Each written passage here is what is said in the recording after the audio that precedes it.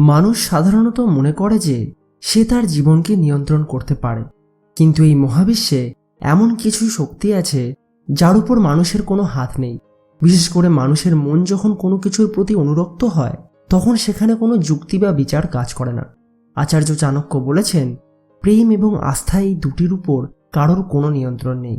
এই মন যেখানে সমর্পিত হয় সেখানেই ঈশ্বর বিরাজ করেন। আপনি কাউকে ভয় দেখিয়ে মাথা নত করাতে পারেন, কিন্তু তার হৃদয়ে প্রেম বা আস্থা জাগাতে পারেন না।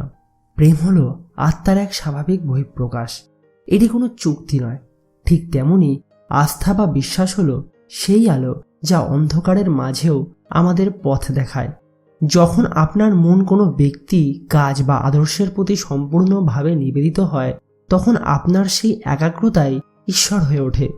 মন যেখানে একাগ্র হয়, শক্তিও সেখানে ঘনীভূত হয়।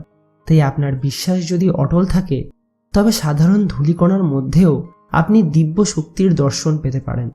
আজকাল আমরা সবকিছুকে আর লাভ ক্ষতির পাল্লায় মাপি, কিন্তু চাণক্য আমাদের মনে করিয়ে দিচ্ছেন যে জীবনের শ্রেষ্ঠ অনুভূতিগুলো হিসেব করে আসে না।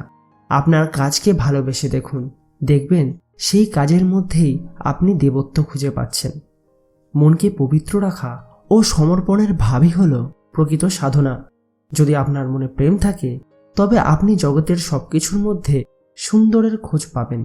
তাই নিজের হৃদয়কে মলমুক্ত করুন, প্রেম আর আস্থাকে নিজের জীবনের পাথেয় করুন। সেখানেই আপনার মন শান্তি পাবে। যেখানেই আপনার মন শান্তি পাবে, জানবেন সেখানেই পরমাত্মার বাস।